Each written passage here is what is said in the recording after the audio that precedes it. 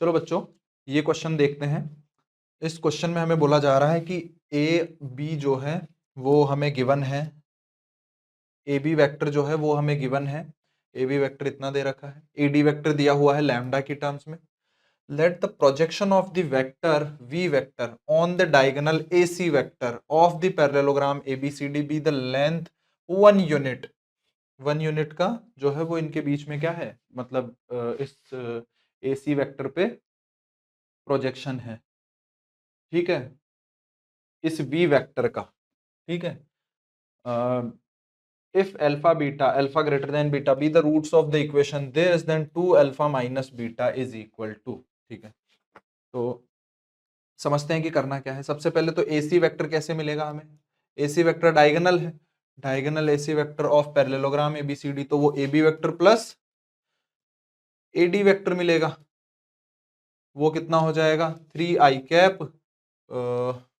ये कितना हो जाएगा 3i cap plus 6j cap plus lambda minus 5k cap. ये हमारे पास में ये हमारे पास में डायगोनल वेक्टर हो गया। अब डायगोनल इस वेक्टर का इस पे प्रोजेक्शन लेना है, तो क्या लिखेंगे भाई। प्रोजेक्शन की लेंथ कितनी होगी, दोनों का dot product 3 plus 6 plus lambda minus 5 का मॉड अपॉन नीचे कितना आ जाएगा, नीचे आ जाएगा हमारे पास में जिस पर प्रोजेक्शन ले रहे हैं।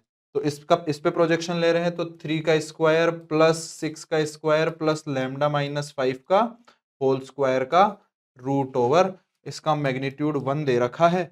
यहां से इसको सॉल्व करेंगे, कितना आ जाएगा 9 प्लस लैम्डा माइनस 5 मतलब लैम्डा माइनस 4 प्लस 4 का होल स्क्वायर किसके इक्वल आ जाएगा, लैम्डा माइनस 5 के whole square plus 36 plus 9, 36 plus 9 तो ये हो जाएगा 45।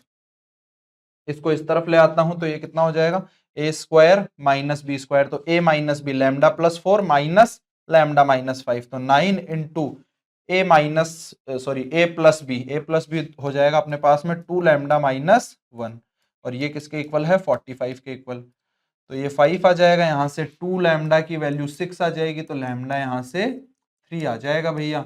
और अगर लैम्डा 3 आ गया तो ये इक्वेशन क्वाड्रेटिक इक्वेशन क्या बन जाएगी हमारे पास में, ये आ जाएगी 9x square minus 18x plus 5 is equal to 0। इसके फैक्टर कैसे करेंगे, तो 15 और 3 हो जाएंगे, है ना, 15 और 3 में ब्रेक कर लेते हैं इसको, तो 9x square minus 3x minus 15x plus 5 is equal to 0।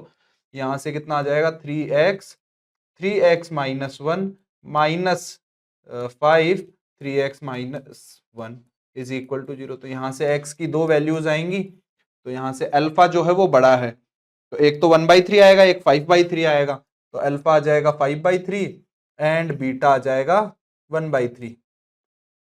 तो 2 अल्फा मतलब 10/3 माइनस बीटा 1/3, तो ये कितना आ जाएगा 3 आ जाएगा।